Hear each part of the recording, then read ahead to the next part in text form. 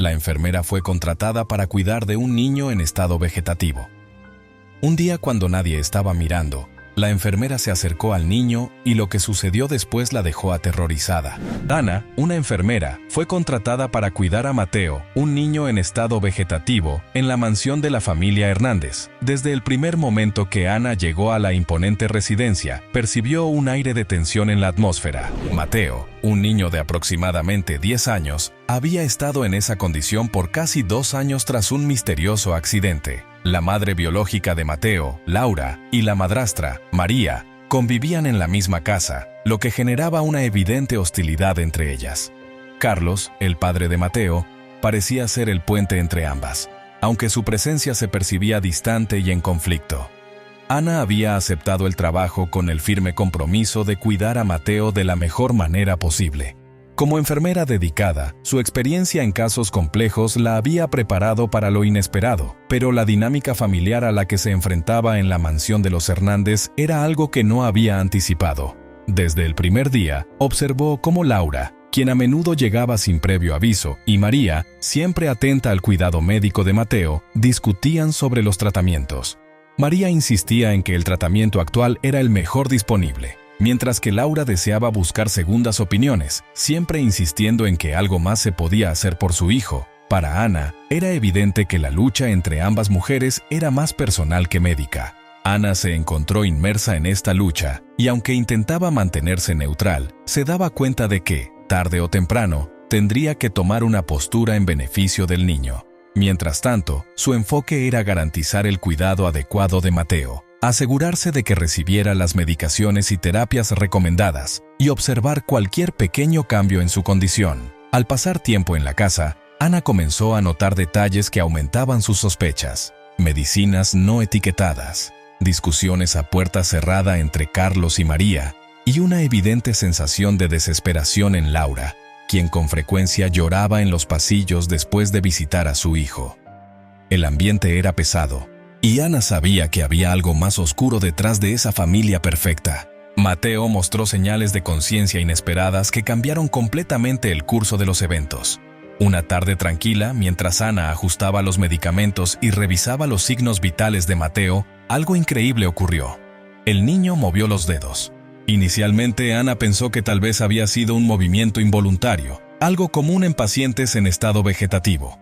Sin embargo, al acercarse más, notó que el movimiento de los dedos era intencionado, como si Mateo intentara comunicarse con ella. Atónita y con el corazón acelerado, Ana decidió hablarle. «Mateo, si puedes escucharme, mueve los dedos de nuevo», pidió con la esperanza de estar en lo correcto. Para su sorpresa, el niño lo hizo. El impacto fue tal que Ana se sintió paralizada por un momento. No había informes médicos que indicaran que Mateo fuera capaz de realizar ese tipo de movimientos voluntarios. Sin embargo, lo que vio era real. Ana, llena de emoción y miedo, decidió que debía actuar con cautela. Si bien quería contarles a los padres de Mateo lo que acababa de suceder, también era consciente de que esto podría tener repercusiones más profundas de las que imaginaba. Durante los días siguientes, Ana permaneció en un estado de vigilancia constante, observando cada pequeño movimiento de Mateo, buscando cualquier otro indicio de conciencia. La conexión que había establecido con el niño creció más fuerte. A veces, parecía que sus ojos intentaban abrirse, como si quisiera decirle algo, pero siempre se quedaba en intentos frustrados. La enfermera decidió mantener este descubrimiento en secreto hasta tener más pruebas, ya que no confiaba plenamente en que todos los miembros de la familia tuvieran las mejores intenciones con respecto a Mateo. A medida que pasaban los días, Ana se dio cuenta de que debía estar alerta no solo a los cambios en la condición de Mateo, sino también a lo que ocurría a su alrededor en la mansión. Algo no cuadraba. ¿Por qué Mateo parecía asustado cuando su familia estaba cerca? ¿Por qué ese movimiento de dedos coincidía con momentos en los que quedaban solos? Las dudas comenzaron a asaltarla. Ana descubrió medicamentos no etiquetados en la casa, lo que intensificó sus sospechas sobre lo que realmente estaba ocurriendo con Mateo. Un día, mientras organizaba el gabinete de medicamentos, encontró un pequeño frasco escondido detrás de otros. Era un medicamento sin etiqueta, algo que según su formación profesional era una clara señal de alarma. Intrigada y preocupada, giró el frasco en sus manos, tratando de determinar qué podría contener. El líquido en su interior era claro, pero su origen era incierto. Decidió guardarlo en su bolsillo y esperar el momento adecuado para investigar más a fondo. Esa misma tarde, María entró en la habitación de Mateo de manera abrupta y con una expresión cargada de ansiedad. ¿Has revisado los medicamentos hoy?, le preguntó directamente a Ana, con la mirada fija en el frasco que aún tenía en sus manos. Ana, actuando con rapidez, escondió el frasco detrás de su cuerpo y negó con la cabeza, tratando de mantener la calma. «No he notado nada fuera de lo normal, señora», respondió en un tono neutral. María asintió lentamente, claramente aliviada, pero su salida apresurada de la habitación dejó a Ana más inquieta que antes. ¿Por qué había sido tan importante para María saber si Ana había tomado los medicamentos? ¿Qué intentaba esconder? Esa noche, después de que todos en la casa se hubieran retirado a sus respectivas habitaciones, Ana aprovechó la tranquilidad para realizar una inspección más detallada. Regresó al gabinete de medicamentos y, buscando en los rincones más ocultos, encontró más frascos sin etiquetar. Algunos de ellos eran de un medicamento completamente diferente, de un color verde oscuro y con una consistencia más viscosa. Algo estaba muy mal en la manera en que se estaban administrando los tratamientos a Mateo. Decidida a descubrir la verdad, Ana anotó sus hallazgos en un cuaderno, documentando cuidadosamente cada anomalía. Sabía que, para proteger a Mateo, necesitaba pruebas. Sus sospechas no eran suficientes. Sin embargo, el peso de la responsabilidad la agobiaba cada vez más. ¿Podría enfrentarse a una familia tan poderosa con solo sus intuiciones? Y, lo más importante, ¿qué tan segura estaba ella misma en esa casa si comenzaban a sospechar de su investigación? La relación entre Laura y María se revelaba cada vez más tensa. Aunque ambas mujeres decían querer lo mejor para Mateo, sus enfoques eran diametralmente opuestos.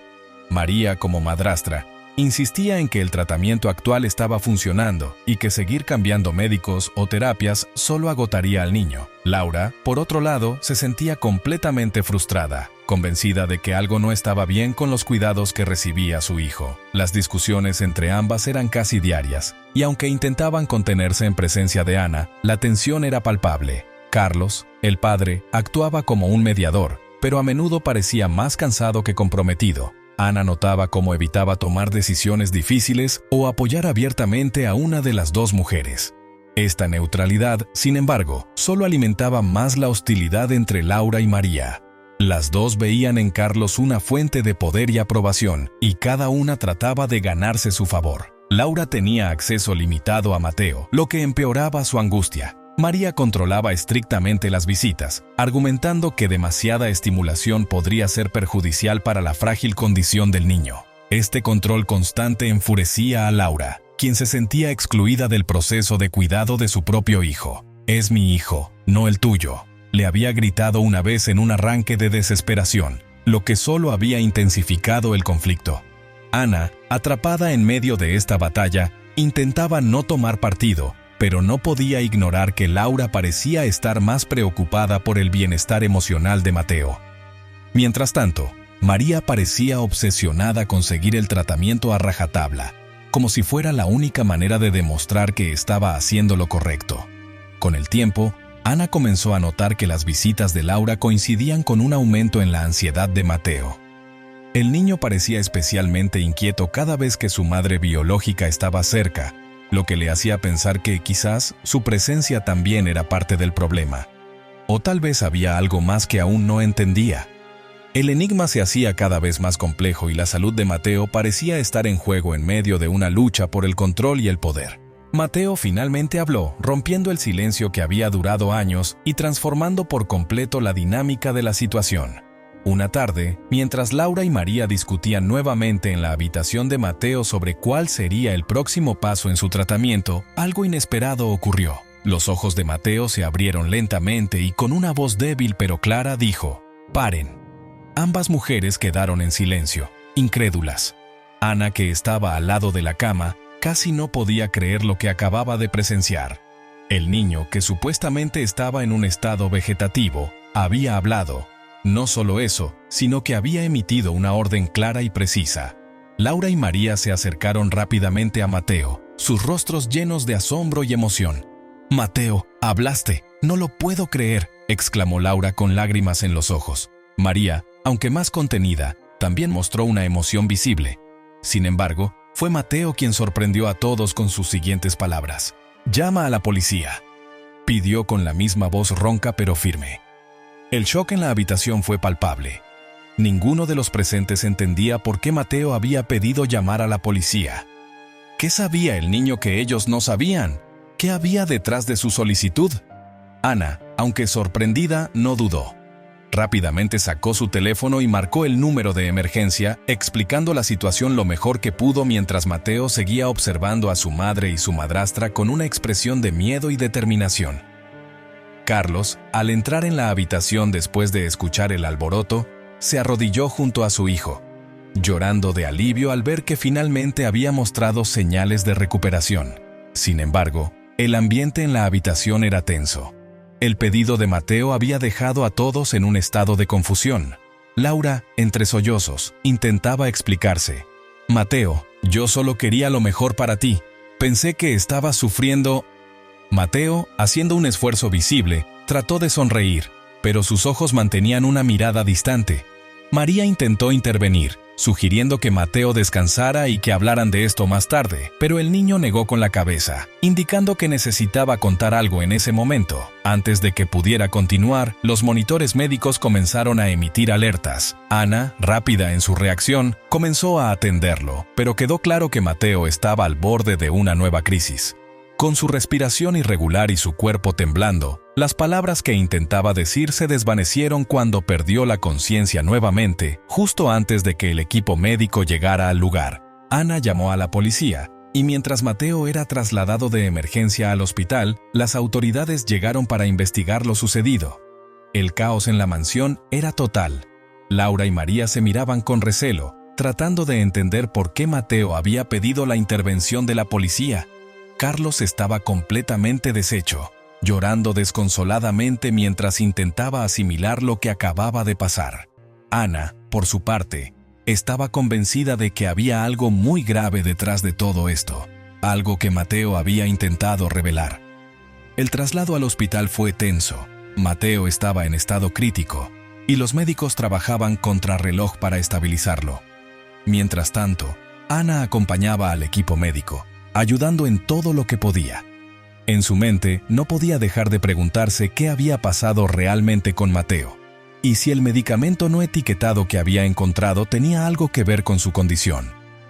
Una vez en el hospital, Mateo fue sometido a una serie de exámenes urgentes. Los médicos que lo atendieron estaban desconcertados por el repentino empeoramiento de su estado, pero fue durante esos exámenes cuando algo alarmante salió a la luz. Los análisis revelaron niveles elevados de un medicamento que no debía estar en su sistema. Este descubrimiento sacudió a Ana hasta lo más profundo. ¿Había sido Mateo envenenado? Si eso era cierto, ¿quién podría haber hecho algo tan horrible? Ana, ya segura de que algo oscuro estaba ocurriendo, decidió compartir esta información con las autoridades que estaban en la mansión investigando el pedido de Mateo. La policía, al recibir los informes médicos, se dio cuenta de que el caso era mucho más grave de lo que inicialmente habían pensado. Se comenzaron a realizar entrevistas a todos los miembros de la familia y al personal de la casa, mientras se revisaban las cámaras de seguridad para intentar determinar qué había pasado en los días previos al colapso de Mateo. A medida que las piezas comenzaban a encajar, Ana se sintió cada vez más angustiada. Tenía la sensación de que alguien en esa casa había estado jugando con la vida de Mateo, administrándole medicamentos peligrosos. La pregunta era, ¿quién y por qué? El descubrimiento de los medicamentos no etiquetados en la mansión se convirtió en la clave para resolver el enigma, y la enfermera sabía que estaba a punto de desvelarse una verdad que podría destruir la familia Hernández para siempre. Carlos, el padre de Mateo, fue descubierto intentando envenenar a su propio hijo. Las cámaras de seguridad revelaron imágenes perturbadoras. Carlos, en varias ocasiones, había entrado furtivamente en la habitación de Mateo y administrado un líquido en su intravenosa. Confrontado con las pruebas, Carlos rompió en llanto y confesó: «Solo quería terminar con su sufrimiento», dijo entre lágrimas mientras la policía lo esposaba. Carlos explicó que no podía soportar ver a su hijo en esa condición, inmóvil y dependiente de máquinas. Creía que, al administrarle pequeñas dosis de un sedante, lo estaba ayudando a descansar en paz. Pensaba que le estaba ahorrando años de dolor y sufrimiento, convencido de que Mateo nunca volvería a ser el niño que había conocido. Su desesperación había nublado su juicio, llevándolo a tomar una decisión que cruzaba los límites de lo ético y lo legal. La noticia de que Carlos había intentado envenenar a Mateo destrozó a la familia. Laura, la madre biológica, sufrió una crisis emocional al enterarse de lo que su exesposo había hecho. Siempre había sospechado que algo no estaba bien, pero nunca había imaginado que Carlos fuera capaz de tal acto. María, aunque sorprendida por la revelación, también se sintió culpable por no haber visto las señales. Ambos padres estaban convencidos de que amaban a Mateo, pero cada uno había interpretado su amor de maneras destructivas. Ana, por su parte, se sintió aliviada de que el culpable hubiera sido identificado, pero también devastada por el dolor que ahora envolvía a la familia. Sabía que, aunque Mateo estaba a salvo por el momento, las repercusiones emocionales de esta traición serían duraderas. El juicio de Carlos fue rápido. Fue acusado de administración inapropiada de medicamentos y de poner en riesgo la vida de su hijo. Aunque argumentó que lo había hecho por amor, su confesión no fue suficiente para evitar una condena severa. El caso de Carlos fue ampliamente cubierto por los medios, generando un debate público sobre los límites de la intervención médica y el derecho a decidir sobre la vida de un ser querido. Aunque muchos empatizaron con su dolor, la mayoría coincidió en que su decisión había sido moralmente y legalmente incorrecta. La sentencia reflejó la gravedad de sus actos, y Carlos fue condenado a varios años de prisión, dejando a la familia sumida en una mezcla de dolor, traición y alivio por haber evitado una tragedia aún mayor. A pesar de la crisis, Mateo sobrevivió y comenzó un proceso de recuperación sorprendente bajo el cuidado de María. Tras el arresto de Carlos, la familia intentó reconstruir lo que quedaba de sus vidas. María, como madrastra, asumió un papel central en el cuidado de Mateo. Con Carlos fuera de escena, la dinámica en la casa cambió drásticamente. La tensión entre Laura y María comenzó a disiparse lentamente, en gran parte debido a que ambas mujeres compartían ahora un objetivo común: la recuperación de Mateo. Mateo, por su parte, mostró señales de mejora casi de inmediato. Los médicos estaban asombrados por su progreso. Lo que comenzó como pequeños movimientos de dedos y parpadeos, se convirtió en gestos más intencionados y eventualmente en palabras. Aunque su recuperación fue lenta, cada pequeño paso que daba era un milagro para quienes lo rodeaban. María se dedicó de lleno al cuidado de Mateo, asegurándose de que recibiera el mejor tratamiento posible. Aunque al principio la relación entre ella y Laura seguía siendo tensa, ambas comenzaron a trabajar juntas por el bien del niño. Laura, después de todo lo que había pasado, se dio cuenta de que María realmente se preocupaba por Mateo y poco a poco fue aceptando su papel en la vida de su hijo. María, por otro lado, comprendió que Laura, aunque ausente durante algunos años, nunca había dejado de amar a Mateo. El proceso de rehabilitación fue largo y arduo.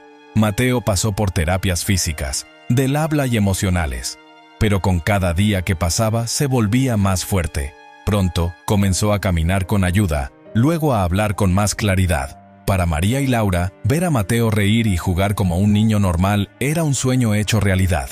El trauma de los últimos años, aunque aún presente, comenzó a desvanecerse a medida que Mateo avanzaba en su recuperación. Ana continuó visitando a Mateo regularmente, convirtiéndose en una figura constante en su vida. La relación entre ellos se fortaleció, y Ana encontró satisfacción en saber que había jugado un papel crucial en salvar la vida del niño. Aunque ya no trabajaba en la mansión de los Hernández, seguía involucrada en el cuidado de Mateo, ofreciendo apoyo emocional tanto a él como a María y Laura. Con el tiempo, Mateo no solo recuperó su salud, sino que prosperó en su vida diaria. Se inscribió en la escuela, comenzó a hacer amigos y, poco a poco, volvió a ser el niño feliz y curioso que había sido antes del accidente. Aunque el camino hacia la recuperación total aún era largo para todos los involucrados, la mejora de Mateo fue un milagro que nunca dejaron de apreciar. Laura y María superaron sus diferencias por el bienestar de Mateo, desarrollando una relación más colaborativa y unida. En un principio, la hostilidad entre ambas mujeres parecía insalvable, alimentada por años de resentimientos y malentendidos. Sin embargo, la crisis con Carlos y el milagroso despertar de Mateo las forzó a reevaluar sus prioridades. Mateo, quien había sido el centro de sus disputas, ahora se convertía en la razón para dejar de lado sus diferencias. Al principio, los intentos de acercamiento fueron cautelosos. Laura, aún afectada por el dolor de haber sido excluida en muchos momentos cruciales, tenía dificultades para confiar plenamente en María. Sin embargo, poco a poco, comenzó a ver el genuino amor que la madrastra sentía por su hijo. María, por su parte, siempre había sentido una mezcla de inseguridad y culpa, sabiendo que, aunque se esforzaba por ser una buena figura materna, nunca podría reemplazar a la madre biológica de Mateo. Con el tiempo, las dos mujeres comenzaron a comunicarse de manera más abierta. Hablaron de sus miedos, de las dificultades de criar a Mateo en medio de una tragedia, y de cómo ambas, aunque de formas diferentes, solo querían lo mejor para él. Estas conversaciones, aunque dolorosas al principio, permitieron que Laura y María encontraran un terreno común.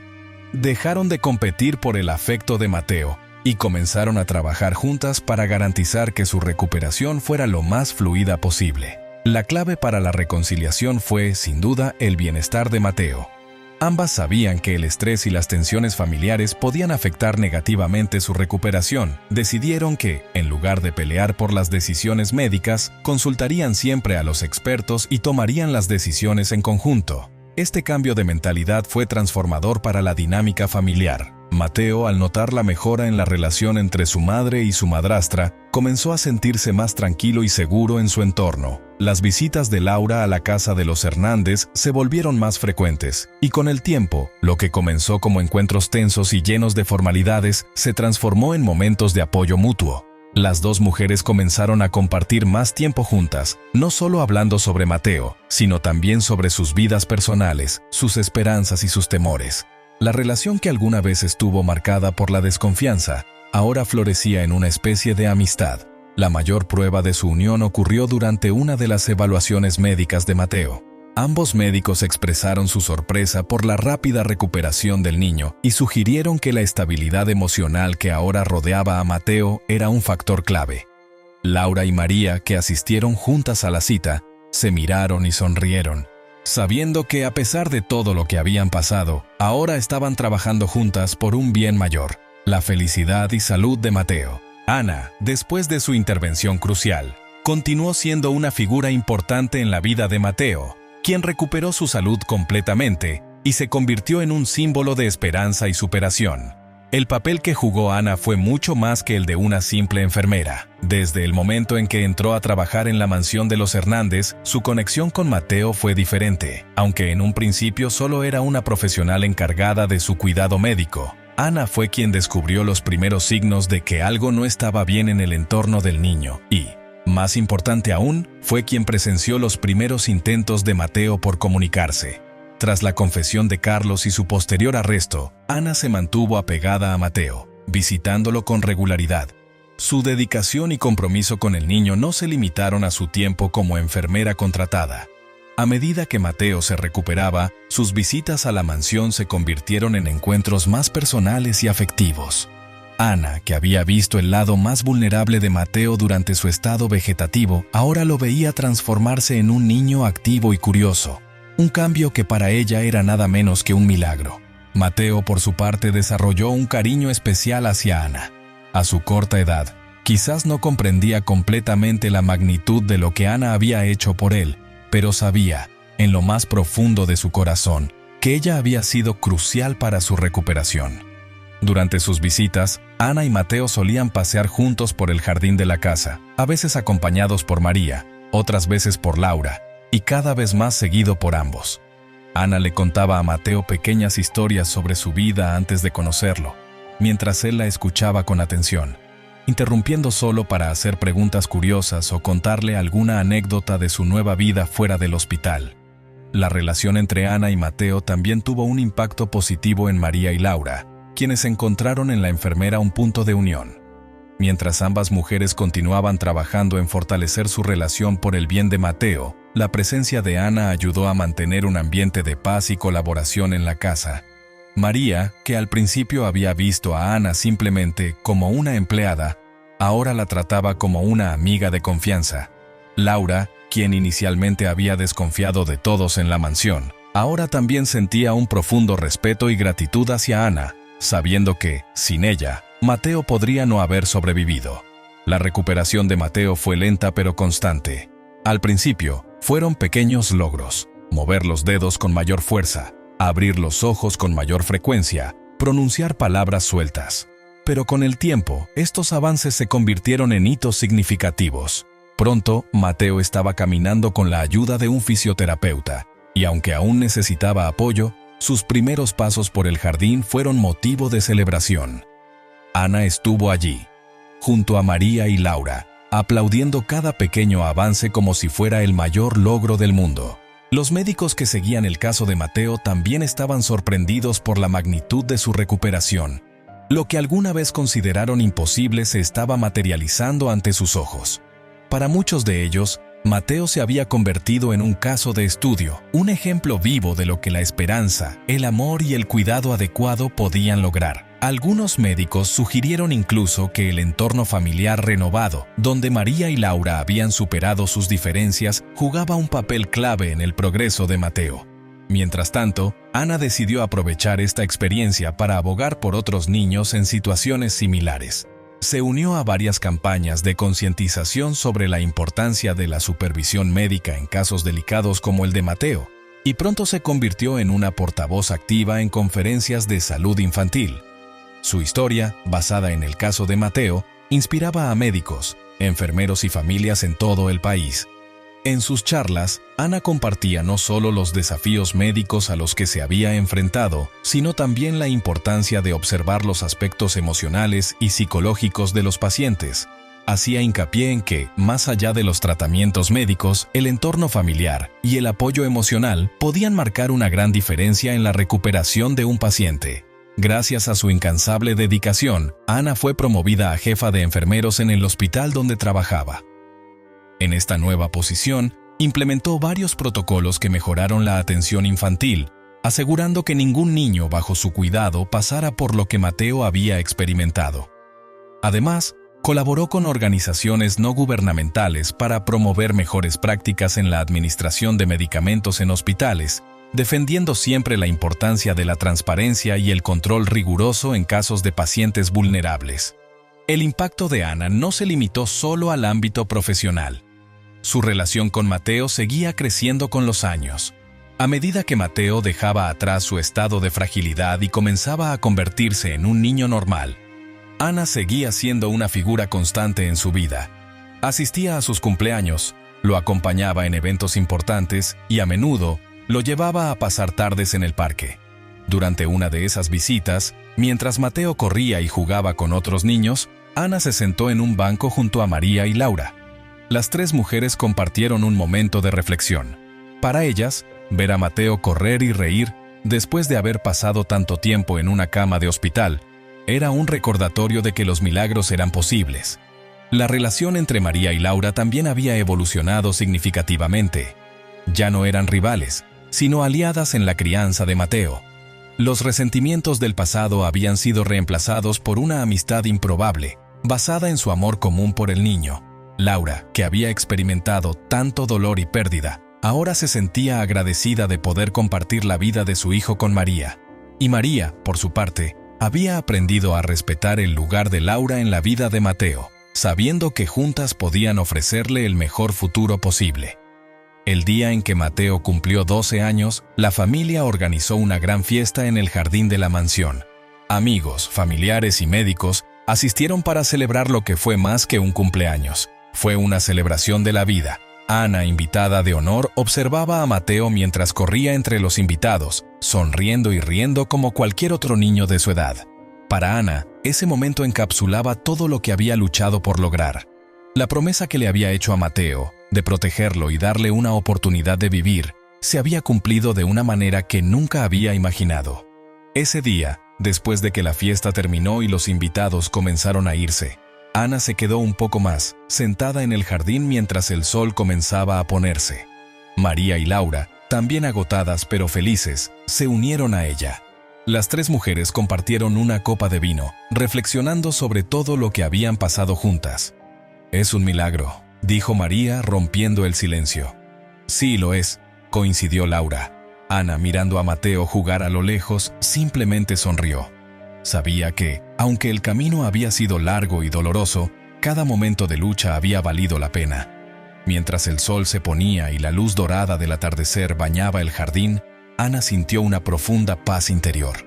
Sabía que la vida era impredecible y llena de desafíos, pero también sabía que, con amor, dedicación y esperanza, cualquier obstáculo podía superarse. Para Ana, ver a Mateo correr y jugar en ese jardín era el mayor triunfo de su vida, y en ese momento, supo que había encontrado su verdadero propósito. Si esta historia te ha emocionado, no olvides darle me gusta y suscribirte a nuestro canal. Tu apoyo es lo que nos motiva a seguir creando y compartiendo nuevas historias casi a diario. No te pierdas nuestra próxima narrativa llena de sorpresas. Estamos muy agradecidos por tu apoyo y, antes de que te vayas, puedes hacer clic en los enlaces que están apareciendo ahora mismo. Hemos preparado una selección especial de historias cautivadoras que te garantizan momentos de entretenimiento. ¡Hasta la próxima!